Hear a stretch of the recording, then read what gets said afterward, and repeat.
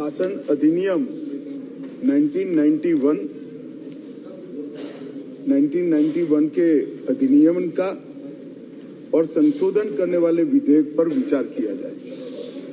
माननीय महोदय, जब इसको संसद के सामने मेरे साथी नित्यानंद जी ने पेश किया तब थोड़ा शोर शराबा भी हुआ। कुछ मान्यवर सदस्यों ने मुद्दे उठाए थे कि ये विधेयक जो लेकर आए वो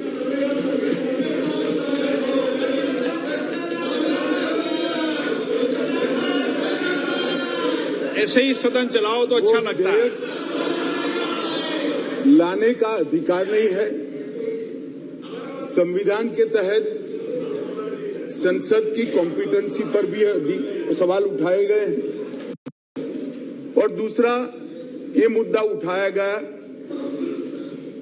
कि विधेयक जो लेकर मैं इस सदन के सामने उपस्थित हुआ हूं, वो विधेयक सुप्रीम कोर्ट के जजमेंट के भावनाओं के विरुद्ध है। मान्यवर, सबसे पहले मैं यह दोनों चीजों का बहुत डिटेल जवाब देना चाहता हूं, क्योंकि उस वक्त जब मैं खड़ा हुआ विपक्ष का मूड सुनने का नहीं था। आज कुछ अच्छा भी मूड दिखता है। तो मान्यवर, जब तक कॉम्पिटेंसी का सवाल है,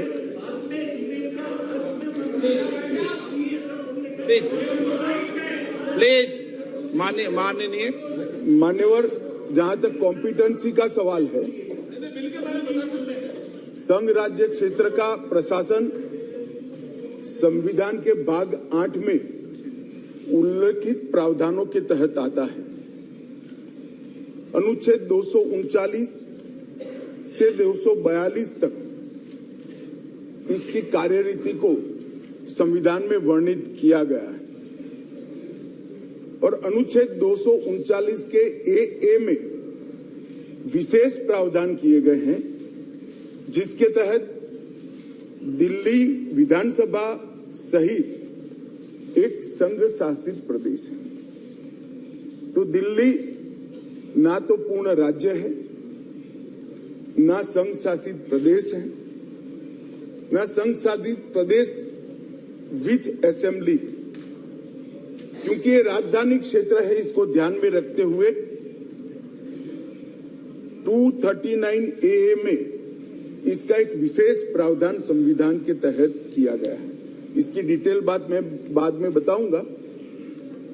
अब कहा कि भारत सरकार को इसके बारे में कानून बनाने का अधिकार नहीं है, ऐसा विषय कुछ सदस्यों के द्वारा रखा गया।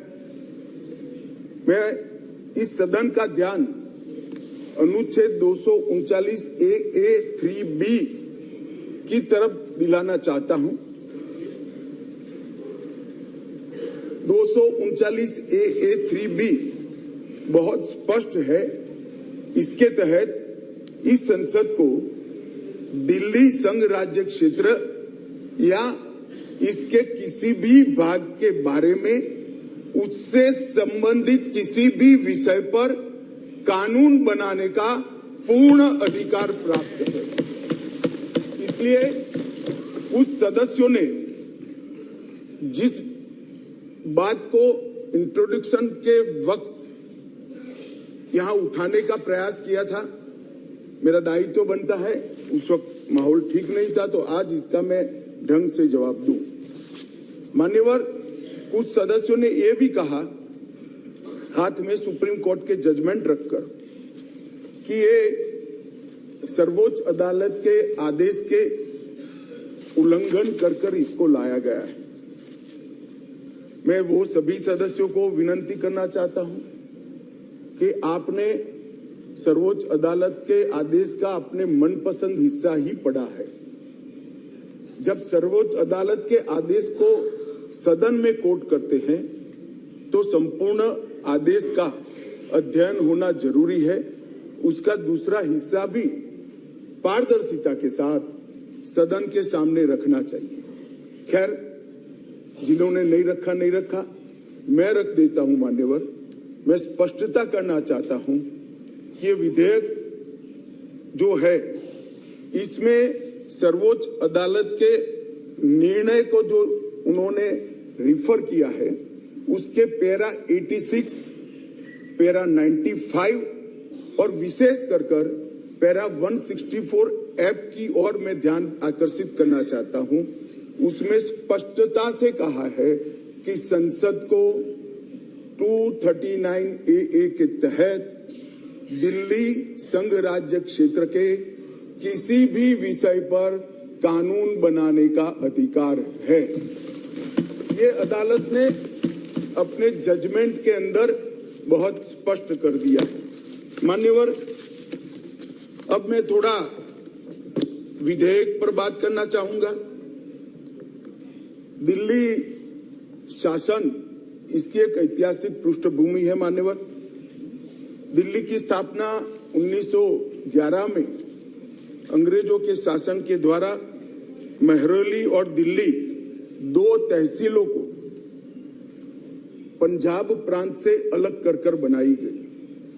1919 और 1935 में ब्रिटिश सरकार ने चीफ कमिश्नर प्रोविंस का नोटिफिकेशन किया और दिल्ली को चीफ कमिश्नर प्रोविंस के तहत रखा गया। आजादी के बाद पट्टाभी सीतारामैया समिति ने दिल्ली को राज्य स्तर का दर्जा देने की सिफारिश की थी। हालांकि जब सिफारिश संविधान सभा के समक्ष आई, मेरा विपक्ष के सदस्यों को विनम्रता से अनुरोध है कि इस बात को जरा गौर से सुनेगा। पट्टाभी सीतारामैया समिति की सिफारिश जब सदन के सामने आई तब पंडित जवाहरलाल नेहरू जी, श्रीमान सरदार पटेल, राजा जी, राजेंद्र प्रसाद और डॉक्टर अंबेडकर जैसे नेताओं ने इसका विरोध किया कि ये उचित नहीं होगा कि दिल्ली को पूर्ण राज्य का दर्जा दिया जाए। मैं फिर से एक बार रिपीट करता हूं, किस किसने विरोध किया था? पंडित नेहरू ने किया था, सरदार पटेल ने किया था, राजा जी ने किया, राजेंद्र प्रसाद जी ने किया और अंबेडकर जी ने भी इसका विरोध किया था। और उस वक्त पंडित नेहरू जी के एक चर्चा के हिस्से को मैं सदन के सामने रखना चाहता हूं। 2 साल पहले सदन ने एक समिति, सीतारामैया समिति की नियुक्ति की और अब जब रिपोर्ट आया है तब दुनिया बदल गई है, भारत बदल गया है और दिल्ली काफी हद तक बदल गई है। इसलिए दिल्ली में हुए इन परिवर्तनों की परवाह किए बगैर उस समिति की सिफारिशों को स्वीकार नहीं कर सकते और स्वीकार करना वास्तविकता से पूरी तरह मुंह मोड़ लेना होगा। एक समय तो नेहरू जी ने संविधान सभा के सदस्यों को यहां तक कहा कि चूंकि नई दिल्ली में 3/4 संपत्ति केंद्र सरकार की है, इसलिए तर्कसंगत यही होगा कि इसको केंद्र के अधीन रखा जाए। बाद में जब अंबेडकर जी ने समापन किया तब उन्होंने कहा, जहां तक दिल्ली का सवाल है, हमें ऐसा लगता है कि भारत की राजधानी के रूप में शायद ही किसी स्थानीय प्रशासन को मुक्त अधिकार यहां दिए जा सकते हैं।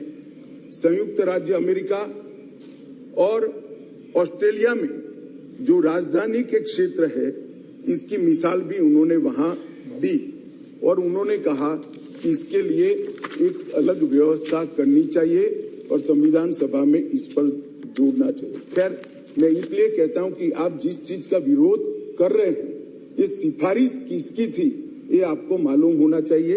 ये पंडित नेहरू की सिफारिश थी। मान्यवर,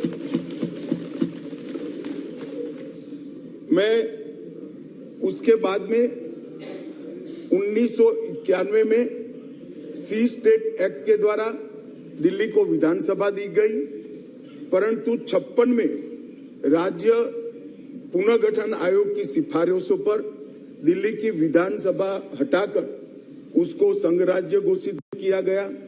लगभग 3 दशक तक ये व्यवस्था चलती रही। 87 में सरकारिया कमेटी बनी, जो बाद में बालाकृष्णन कमेटी के रूप में जानी गई, और 91 में 69वां संविधान संशोधन किया गया।